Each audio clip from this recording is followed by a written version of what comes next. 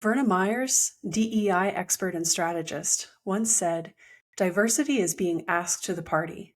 Inclusion is being asked to dance."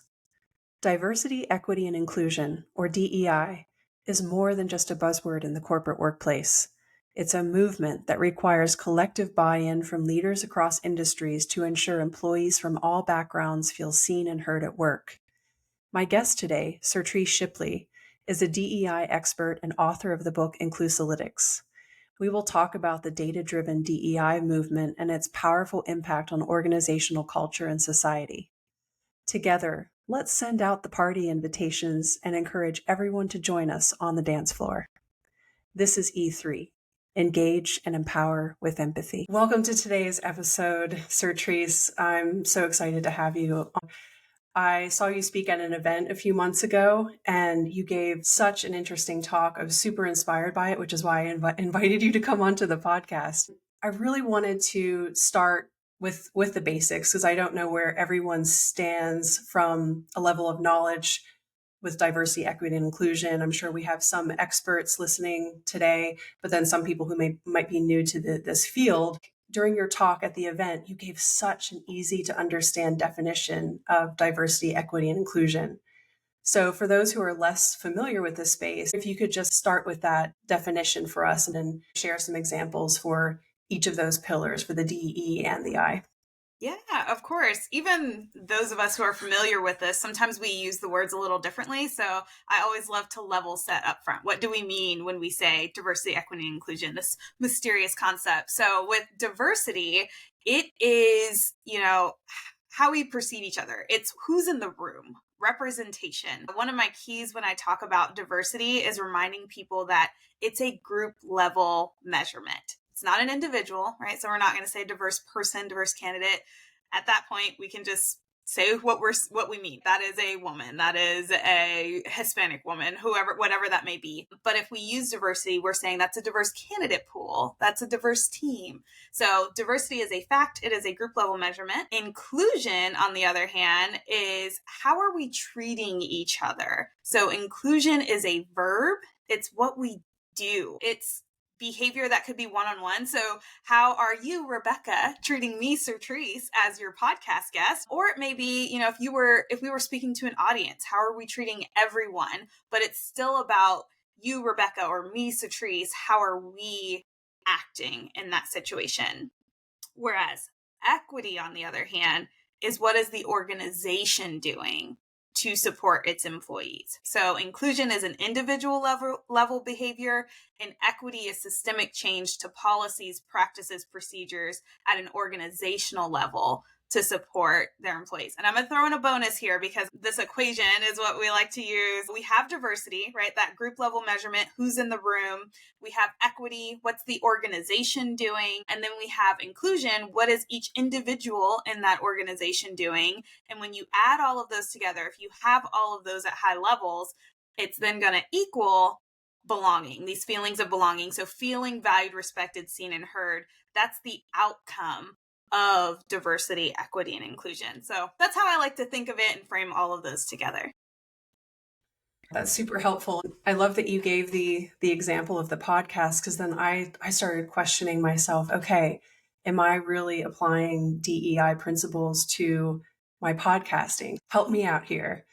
So from a diversity perspective, a great example of that would be I'm deliberately going out and seeking people with diverse perspectives, diverse educational backgrounds, diverse cultural backgrounds to be on the show. Did I get that right as far as what diversity means? Diversity of your guests. Yep. Okay. And then the inclusion piece, you mentioned that was at the individual level. I actually remember a very specific example when you gave your talk. Someone in the audience had mentioned how much they appreciated that your PowerPoint presentation actually had subtitles. At least the talks I attended, no one else had those on their presentation. And I felt like that was a really good example of being inclusive to an audience that may not maybe have hearing disabilities and would then have those subtitles to lean on. It's a good example of the inclusivity piece would be around subtitles that I eventually put on the podcast episodes, which I actually thought of your presentation as I was adding those subtitles in my first episode. And something at such a large scale, and because it can impact multiple people, that could be equity, right? It's creating an equitable experience so multiple people can have better access to your podcast, whether it's a hearing thing, whether it's the environment they're in. Maybe they just can't have the audio on, or maybe that's overstimulating. That can actually lean into equity and still have an individual impact. I love showing the connection of how those come together.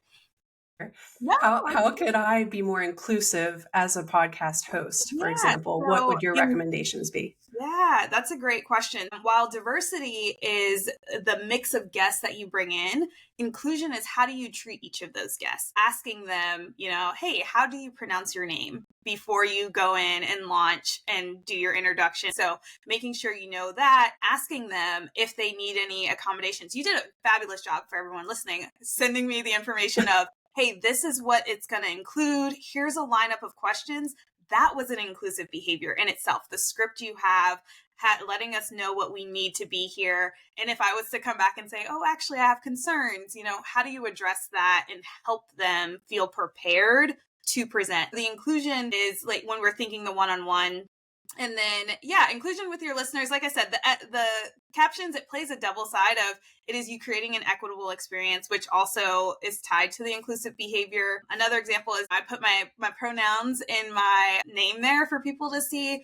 And so that is something where it's just creating that space. So kind of bridges the gap between equity and inclusion. So since you're one person, the line between equity and inclusion sometimes may feel a little blurry, but that's okay. Just do the good work, and it'll have a positive impact. That's great. And I saw your pronouns when I logged into the studio, and that spawned a thought. I haven't even thought about doing that for myself. I will be making a note to update that moving forward. Now that we've defined DEI, let's talk about why it's important for companies to take it seriously. I recently interviewed my son's preschool teacher, who is a native French speaker from Africa. She and I talked about how the school naturally attracts a diverse student population. It's actually a bilingual French school in Raleigh, North Carolina. She gave me an example of how a mother approached her after registering her child to go to the school.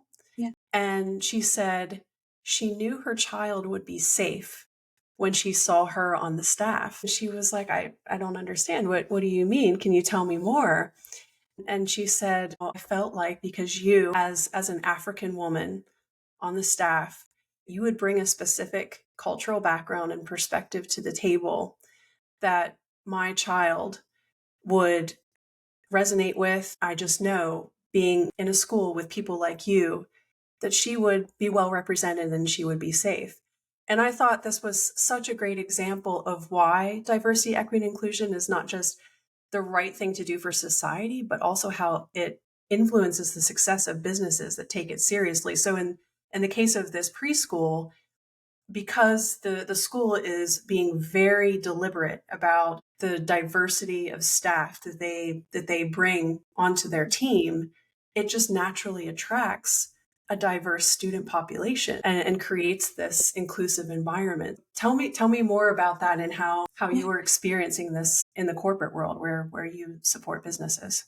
Yeah, I love that story. And I also really love what you were saying there at the end, as far as what they've done is naturally bringing in the diverse students, because that's something where I think people get stuck in the corporate world for a couple reasons. One, historically, there has been this big emphasis on diversity, right? If we think before DEI was called DEI, we focused on diversity, we focused on affirmative action, and all of that is who's in the room. Let's get more people in the room.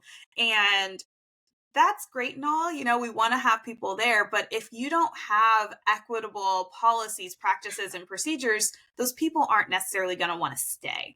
Same if your other team members aren't treating them with inclusive behaviors, they won't feel safe. And again, they won't want to stay. So getting diversity in, especially at lower individual contributor levels, doesn't tend to be an issue for organizations. It's the retention, right? Keeping those people there.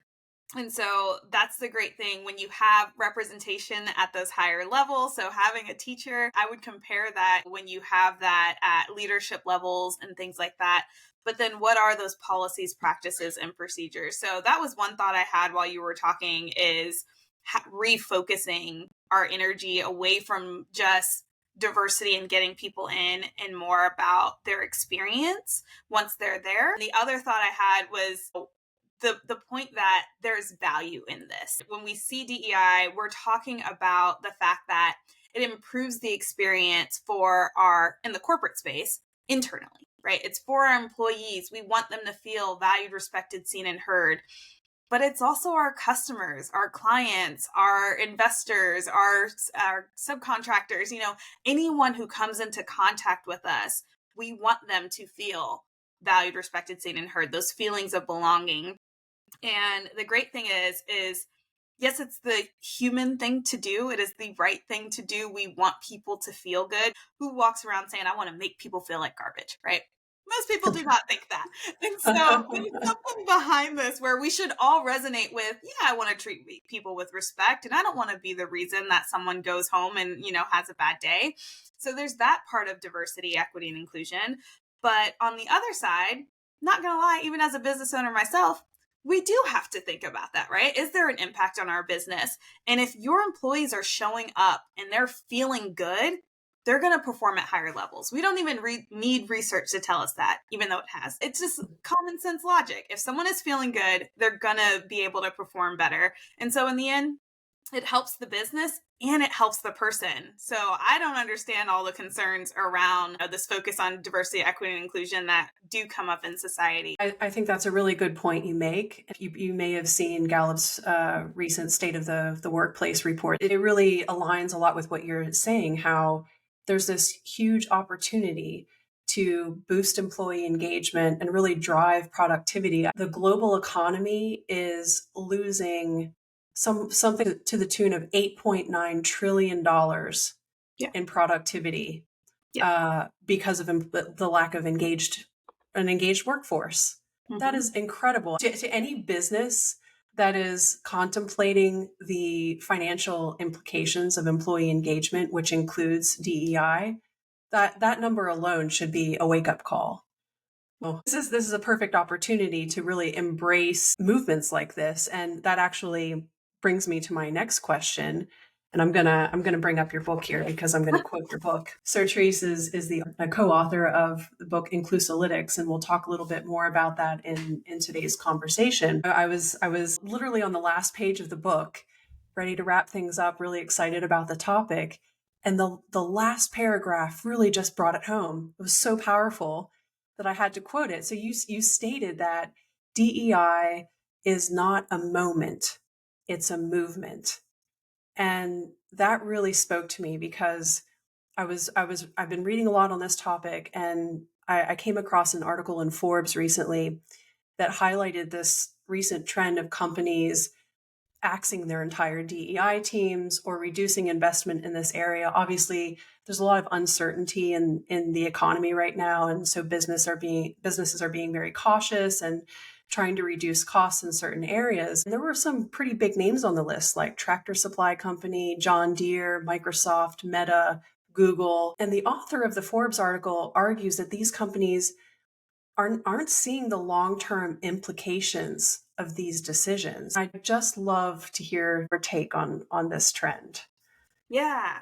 So I have two thoughts here, and don't let me forget to go to the second one regarding media. But I'm going to start with the trend. What I see with this trend is it's unfortunate, right? Because there is pushback in society from people who don't believe in DEI. And so many of these organizations who are deciding, hey, we're not going to focus on that. That's where part of it's coming from. It's this fear of, if we keep down this path, we'll lose customers. They're upset about it. And so they're prioritizing profit over humanity, in my opinion. And so that's a concern that we need to look at. And it's also misdirected in in my belief, because there are so many people who do want this. Studies have shown, Gen Z, for example, they're really looking for these socially conscious organizations. That's where they're going to be consumers. That's where they want to work. And so overcorrecting and nixing this focus on employee experience is not valuable in the end. I think it's going to do more harm than good for them. So that's one thought there, something that these companies need to be concerned about. I also think the other part is there are companies who join this as a fad and were never really committed in the first place. And we all need to acknowledge that that is possible. There are organizations who are out there like that. And in that regard, I honestly would rather them tell the truth, right? Okay, this isn't a value for you. Now we at least can be conscious consumers and understand that maybe your values don't align with mine if you are going to say this isn't important. I would much rather someone tell me to my face their views, their negative views, than to smile in my face and do something different behind closed doors. There is some kind of benefit behind this, I guess, is my point there in getting that full transparency and what these organizations want to prioritize. And then the piece I wanted to come back to is media plays a large role today in what we see, what we believe and feel. And so we see these stories and it feels like, oh my gosh, so many organizations, especially large ones, are getting rid of their DEI efforts. DEI is under attack. DEI is dead, right? We've heard all of these quotes. I can tell you as someone who does this work, it's not gone. There are still people who did come into this fully committed and are following through. There are people who knock on my door and say, hey, we heard about this DEI thing. I think it's important, but we don't know what we're doing, right? Can you help us out? So they're just stumbling across it now and prioritizing it. There are people in so many stages of this journey, and there are tens of thousands, hundreds of thousands of companies out there. They're all in a different place, And so media is just picking up on what they can and what's loudest and then leaning into that because that's what sells. And so I like to remind people that there have been studies done that show there are people who still want this and there are places that are still focusing on it. So it's not the end of the line.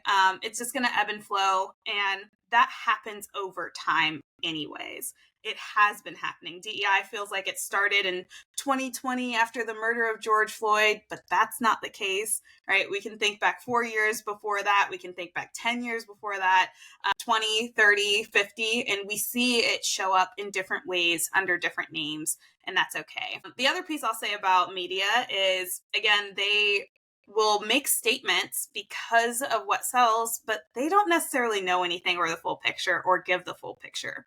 I'll use Microsoft, for example. I know it was noted in that Forbes article. Microsoft, actually, they're one of the companies when I'm helping people create their internal DEI reports, I like to use theirs as an example because it's very robust in what they publicly make available and in what they've done. They have a really strong DEI team and processes that they've put in place. Their head of DEI is incredible. She came to LinkedIn after these stories came out and said, hold, this is not the case. Our team still exists. We're here, I'm in a few private groups and there was someone who shared, hey, yeah, I talked to someone on their DEI team and they read that article and was like, who got fired where? Because it wasn't happening. I think in their round of layoffs, one assistant got laid off or something like that. It was very small and it wasn't their whole team. And it's something that's being shaped. I do think that this us versus them mentality of those for DEI and those against DEI is really being pushed in the media to focus on being upset rather than focusing on the actual work. And it's also a scare tactic, intentional or not, it happens and creates more of those feelings of us versus them and focusing on that battle versus, again, focusing on, all right, let's come together, bridge that divide, and just improve the experience. Because again, at our core, most people are not walking around saying, I want to ruin the experience of others in the workplace. And so if we could come together with the belief of, no, we all want people to be okay, and we all want to see, our bottom line increase so we can all make more money, then we could come together and make more progress. I appreciate you bringing that perspective to the table. I love that you really addressed the media, because I do think the media is and incredibly influential in our beliefs. It's shaping our conversations with people too. I find it interesting that a company like Microsoft would be mentioned in that article, and then the head of DE&I would have to come out and contest the factual evidence. That's just a message to all of us as we're combing through the media and reading articles that we're looking at it through an objective lens, and also just asking the right questions and looking for the facts. And I loved your comment about authenticity as well. I actually was just having a conversation with my husband over breakfast this morning, as I had mentioned that I was having this interview with you today. And he said exactly what you just said. He said, I really just wish companies would be honest upfront about where they stand with things like DE and I. If all they want to do is focus on profit and they're not interested in DEI, I'd rather they just tell me to my face and just get it out there, rather than just saying that they're investing in this and then turning around and divesting from it later. So the hypocrisy of it was the part that was bothering him. And the fact that you brought it up today organically, I think just speaks to how important authenticity is in the corporate world. Be, really true to where you stand. And that way you will attract the employees that you want to attract into your workforce. Yeah. I tell people all the time, you mentioned the book. I do talks on taking a data-driven approach to DEI all the time. My background in industrial organizational psychology, that's what we love. We love data. We're a STEM field. But then I tell them, after saying data, data, data, don't collect data if you aren't ready to act on it. Right? Don't make these statements if you're not ready to do the real work, because in the end, it's more harmful, because now you've set expectations and you're not meeting them. Your employees and your customers are going to be dissatisfied and look for other places that will follow through with their commitments. So yeah, authenticity, it's important. It's critical. Great point. And I'm glad you brought up your book because I'd like to talk about it a little bit more. So I'm just going to bring it up once again. Inclusalytics. There is a lot of literature out there on DEI as an HR topic, but less on how to measure its impact, which is the focus of your book. I encourage all of you to go out and read the book. I actually listened to the audio version as well. It was done very well done. If you could just give maybe a teaser for us, if you haven't read the book yet, your top 3 tips for companies wanting to do a better job measuring the impact of their DEI efforts. Where would you even start? First, I'm going to say real quick an aside, I haven't listened to the audio version because Victoria and I recorded it, and listening to my own voice is always like, and so I'm glad you enjoyed it. That's good to hear. But no, okay. So top 3 tips. One is, you mentioned the starting point. That's one of my first tips. If I were to line them up as a process, first is figure out your why. Why are you doing this? Actually, to the point you were just making, right? Is it because of profits? Is it because you morally think this is right? Is it for your internal needs, your clients, your investors, whatever that may be? Be true to yourself when you're thinking of that question too. Dig into why you're doing this and what your actual goals are. As a part of that, also create a baseline of, okay, this is why we're doing it, but where are we starting from? Figuring out, what is your diverse makeup so far? How do your employees feel? How are they perceiving equity and inclusion in the organization? So getting that baseline, it's a really great starting point. That's first, why and where are you? And then my second tip is making sure you are using that information when you're acting. So often organizations will think, oh, we need to start with an unconscious bias training because that's what everyone's doing. Or, oh, we need to create employee resource groups because I keep hearing that buzzword and it sounds like that'll be great. That may not be what's needed and best for you at this time. So go back to your why, go back to your data, listen to your employee voice, and use that to strategize and make a plan before jumping into those behavior change interventions. Getting yourself to slow down to move fast is what I like to say, because sometimes we get so excited and we're passionate about DEI for whatever our why is, and we just want to dive in and do all the things, and then we realize, whoa, we got way too far and this is not working how we want. We should have slowed down, and now we have to backtrack, and we actually wasted more time than if we had just slowed down a little in the beginning. Collecting your why and your data, slowing down and using that information to make a plan. And then the third tip, if you couldn't tell where this is going, is the follow through. right? You can't just make this plan, sit it on a shelf, come back in 5 years and say, all right, where do we go now? And then realize, oh, wait, we didn't do any of this. So nothing really needs to change, right? I make that joke because it happens more often than you think. The last piece of advice is to follow through. You don't have to wordsmith for months and months to make sure that you have the language just right. You don't have to keep the data to yourself until you get the numbers that you want to see before you share them. And sometimes we do that pause because we're looking for perfection. And that's not helpful, because what people are hearing in that silence is that nothing's happening. So they're still thinking, you don't care about this, you're not prioritizing. So the follow through really is critical in getting the value in all the time and money and resources you're putting behind this work.